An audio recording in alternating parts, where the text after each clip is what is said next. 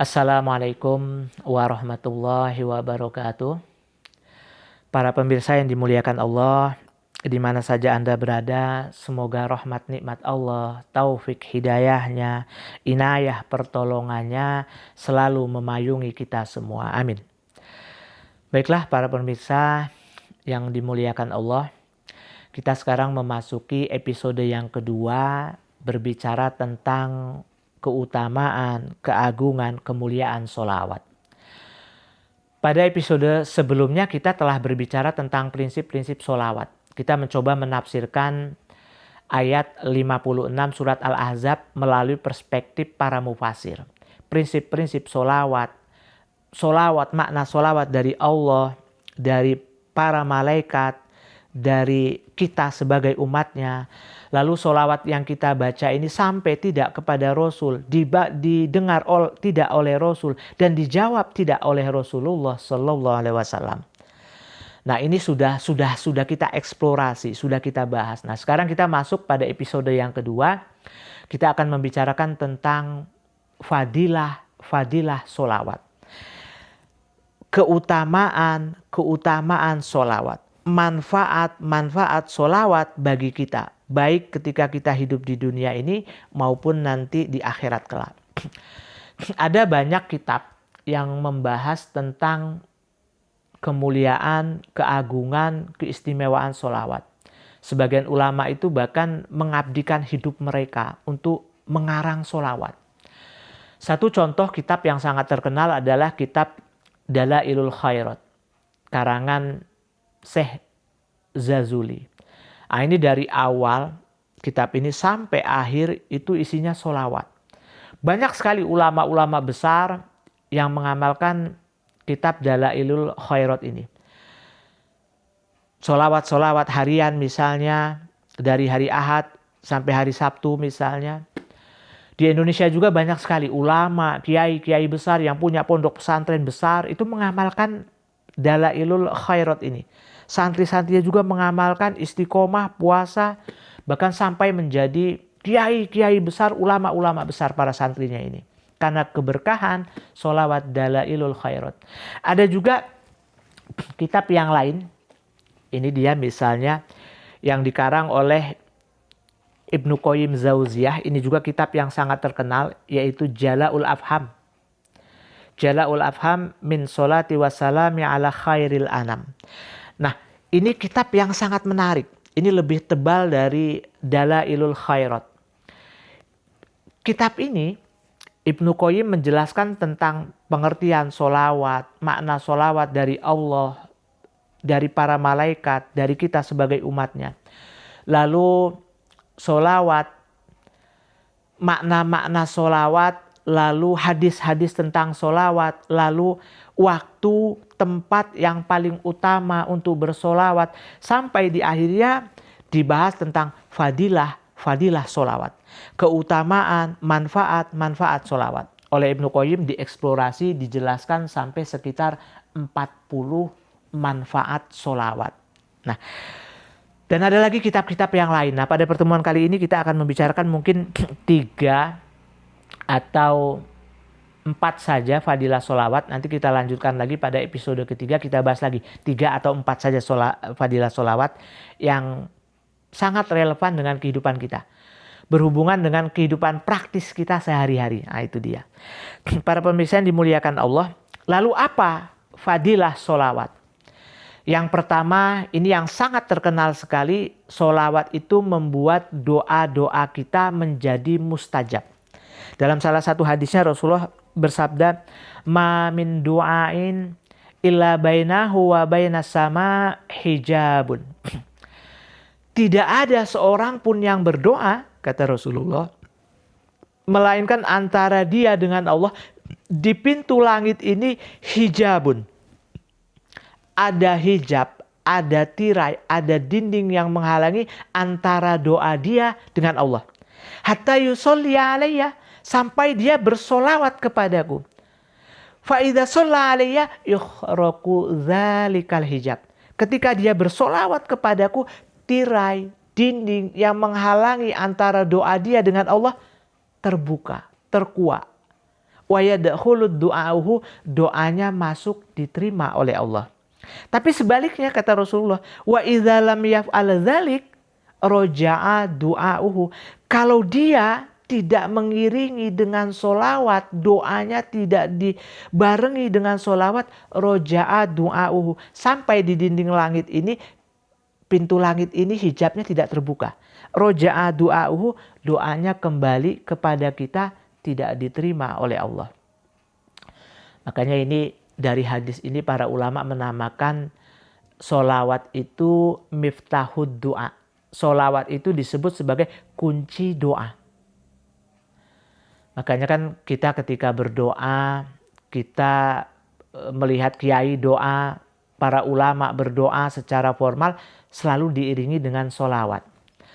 Bismillahirrahmanirrahim. Alhamdulillahirabbil alamin. Allahumma sholli ala sayyidina Muhammadin sholatan tunjina biha min jami'il ahwali wal afat wa taqdilana biha jami'al hajat. Terus sholawat tunjiat misalnya.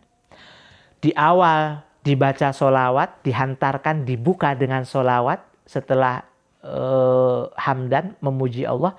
Lalu di tengah kadang-kadang diiringi sholawat, ditutup juga dengan sholawat. Supaya apa? Miftahud doa, doa kita ini diterima oleh Allah. Karena sholawat adalah kunci doa. Nah, ini jadi yang pertama.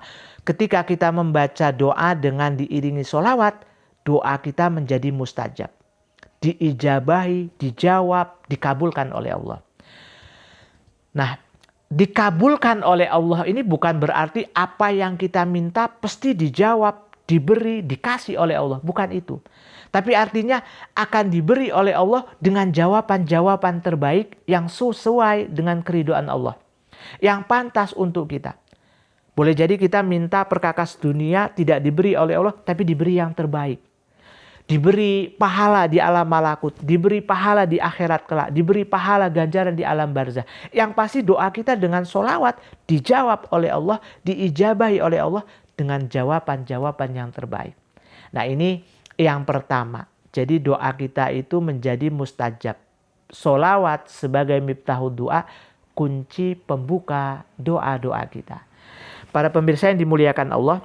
Yang kedua, sholawat ini ada satu hadis yang menarik begini tentang fadilah sholawat. Satu waktu malaikat Jibril turun kepada Rasul lalu menyampaikan satu sholawat ini. Kata malaikat Jibril, ya Muhammad, man sholla alaika wahidah sallallahu alaihi asron. Wa kataba lahu asro hasanat wa maha anhu asro sayiat wa rafa'alahu asro darajat.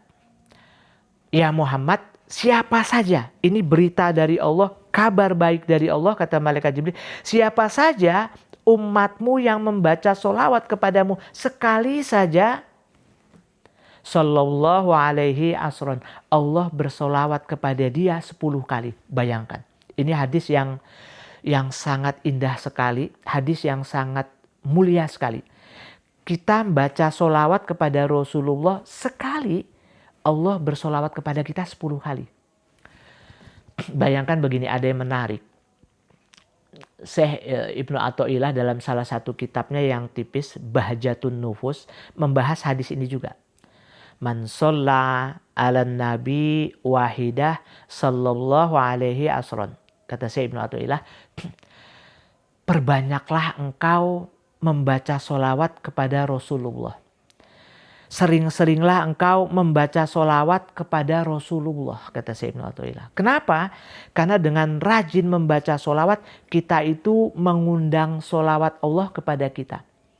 Seandainya saja, kata Syekh Ibnu Athaillah, engkau dalam seluruh hidupmu ini mendapat satu solawat dari Allah, satu saja, kata Syekh Ibnu Athaillah.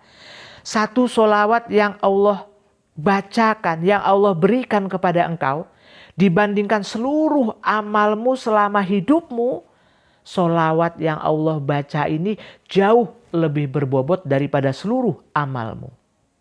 Kenapa? Karena amal kita seumur hidup ini, kata Syekh Ibnu Athaillah, keluar dari diri kita yang mempunyai kekurangan, dhaif, mempunyai kelemahan. Sedangkan satu solawat Allah kepada engkau itu keluar dari rububiyah dan ilahiyah Allah yang maha sempurna.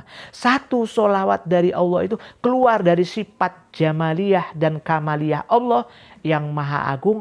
Sehingga satu kali solawat Allah kepada kita itu jauh lebih afdol daripada seluruh ibadah kita. Tapi kuncinya tetap, kata Syekh Ibnu Athaillah, kita tidak bisa mendapatkan solawat dari Allah tanpa melalui membaca solawat kepada Rasulullah. Karena itu, kata Syekh Ibnu Athaillah, rajin-rajinlah membaca solawat untuk mengundang solawat dari Allah kepada kita. Ini agungnya solawat yang kita baca kepada Rasulullah. Sekali kita bersolawat kepada Rasulullah, Allah bersolawat kepada kita 10 kali. 10 kali kita bersolawat kepada Rasulullah, Allah bersolawat kepada kita 100 kali. Demikian seterusnya, 10 kali kelipatan. 100 kali kita bersolawat kepada Rasulullah, Allah bersolawat kepada kita 1000 kali. Bayangkan betapa agungnya solawat kita kepada Rasulullah.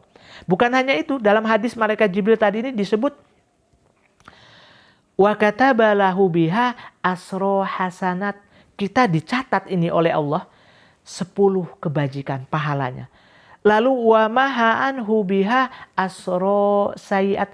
Dihapuskan 10 keburukan kita 1 kali solawat. Lalu wa rufa'alahu. Diangkat derajat kita asro darajat.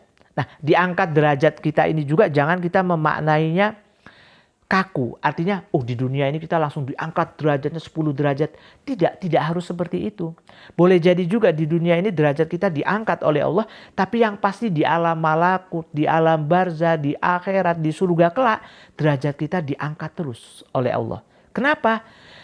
Karena fadilah solawat yang kita baca ini.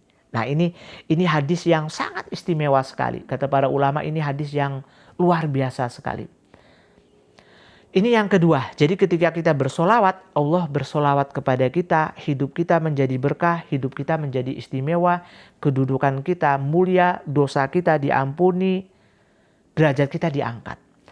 Para pemirsa yang dimuliakan Allah, ketiga, fadilah yang ketiga, keutamaan yang ketiga, ketika kita membaca solawat kepada Rasulullah Sallallahu Alaihi Wasallam, kita akan menjadi umat Nabi Muhammad yang dekat dengan Rasulullah. Sejauh mana solawat yang kita baca, sedekat itu kita dengan Rasulullah. Sebanyak apa solawat yang kita baca, sedekat itu kita dengan Rasulullah. Dalam salah satu sabdanya Rasulullah mengatakan, Inna aulan nasi bi yaumal qiyamah aksarukum alayya sholah. Orang-orang siapa saja di antara engkau nanti yang paling utama, paling dekat dengan aku di hari kiamat, aksarukum alayya sholah. Di antara engkau ini siapa yang paling banyak membaca sholawat? Ada satu kisah yang indah. Satu waktu Rasulullah itu sedang duduk-duduk bersama sahabat di masjid. Kumpul, ada Abu Bakar, ada sahabat-sahabat lain, sahabat-sahabat utama, sahabat-sahabat yang penting. Lalu tiba-tiba ada seorang syabab, seorang pemuda masuk.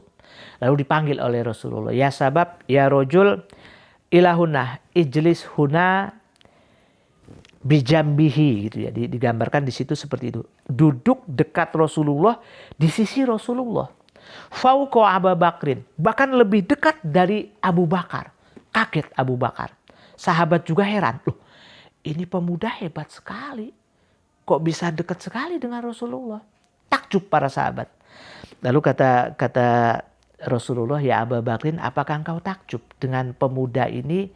Dia bisa lebih dekat duduknya dengan aku. Abu Bakar menjawab, ya Rasul, aku takjub, kami takjub dengan pemuda ini. Begitu istimewa dengan engkau. Lalu kata Rasulullah, ya Abu Bakrin, hadza sabab yusolli alayya aksar minka. Pemuda ini membaca solawat kepadaku jauh lebih banyak daripada solawat yang engkau baca, daripada solawat semua yang kalian baca kepadaku. Lalu Rasulullah membaca hadis yang tadi.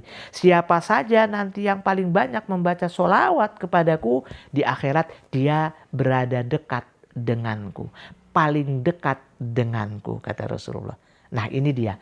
Jadi ya kalau kita sudah digambarkan oleh Rasulullah itu dekat dengan Rasulullah seperti jari jemari dua ini, artinya insya Allah kita tidak akan disiksa di neraka. Kita menjadi hamba yang istimewa, menjadi umat yang istimewa, menjadi dekat dengan Rasulullah. Nah ini yang ketiga. Yang keempat, yang terakhir, ketika kita rajin membaca sholawat, nah kata para ulama, sholawat ini bukan hanya mengantarkan kita dekat dengan Rasulullah, tapi juga kita akan dekat dengan Allah. Saya ingin mengutip dalam satu tafsir yang bagus. Ini tafsir Bahrul Madid, karangan Syekh Ibnu Ajibah. Ini tafsir Is'ari, tafsir sufistik. Ini tafsir yang sangat bagus sekali.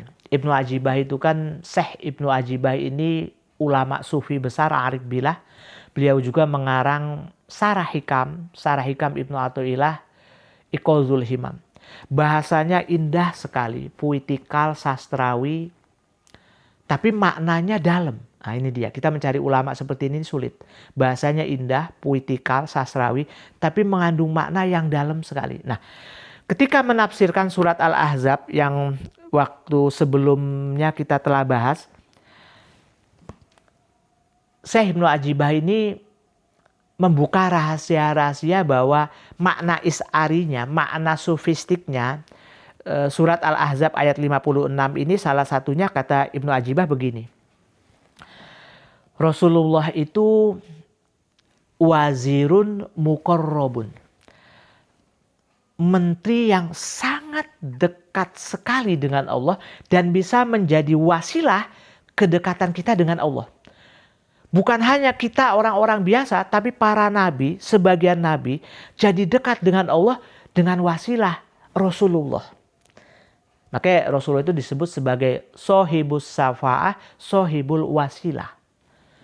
Sebagai pemilik syafaat, pemilik perantara untuk mendekat kepada Allah. Nah, salah satu cara kita mendekat kepada Allah itu dengan sholawat. Nah, kata Ibnu Ajibah menarik begini. Wahia min anjahil a'mal wa arjahul aqwal wa azkal ahwal. Bahasanya indah. Jadi sholawat itu amal yang paling bisa menyelamatkan kita ketika mendekat kepada Allah. Dan ucapan-ucapan yang paling rojih, yang paling utama, yang paling fasih. Wa azkal ahwal. Jadi ketika kita membaca sholawat, hati kita connect dengan Rasulullah, nyambung dengan Rasulullah, kontak dengan Rasulullah. Kita itu, kata Syekh Ibnu Ajibah, dalam posisi secara spiritual, posisi kita, kondisi kita, keadaan kita itu wa azkal ahwal. Dalam kondisi yang sangat sakral. Nah puncaknya begini, kata Syekh Ibnu Ajibah. Wa yartaki ila arfa'id darajat. Dengan sholawat ini, kalau hati kita nyambung, kita akan sampai diantarkan oleh Rasulullah mencapai derajat yang tertinggi. Dekat sekali dengan Allah. Nah, terus yang sangat menarik begini, Syekh Ibnu Ajibah menurunkan satu kisah. Tentang rahasia, kenapa Nabi Musa itu disebut sebagai kalimullah. Nabi yang bisa berdialog langsung dengan Allah, berkomunikasi langsung dengan Allah, bincang langsung dengan Allah, berbicara, berhadap-hadapan langsung, berdialog dengan Allah. Kalimullah, julukan Nabi Musa. Ternyata Nabi Musa ini bisa dekat, ini salah satunya dibuka oleh Ibnu Ajibah karena sholawat. Ada yang dialog yang menarik begini, kata Allah satu waktu. Ya Musa, aturidu an akuna aqrab ilaika min kalamika ila lisanika. Wahai Musa, apakah engkau ingin diriku ini menjadi lebih dekat kepadamu daripada dekatnya ucapanmu dengan lisanmu? Bayangkan. Wa min waswasi qalbika ila qalbik, dan lebih dekat daripada bisikan hatimu dengan hatimu. Wa min ruhika ila badanik. Daripada dekatnya ruhmu dengan badanmu. Wa min nuri basorika ila ainik. Lebih dekat daripada cahaya matamu daripada matamu. Bayangkan, Allah itu bisa lebih dekat kepada kita dari semua keadaan ini. Bayangkan begini, saya ngomong sekarang ini, suara saya itu kan tidak terpisahkan dengan lisan saya, dengan mulut saya. Saya melihat, penglihatan saya ini jelas tidak terpisahkan dengan mata saya. Ruh saya tidak terpisahkan dengan badan saya. Bisikan hati saya tidak terpisahkan dengan hati kita. Tapi Allah, kata Allah, bisa lebih dekat dari semua itu. Apakah engkau ingin ya Musa? Aturidu ya Musa. Apakah engkau ingin ya Musa? Nabi Musa menjawab dengan lembut, dengan tadoru.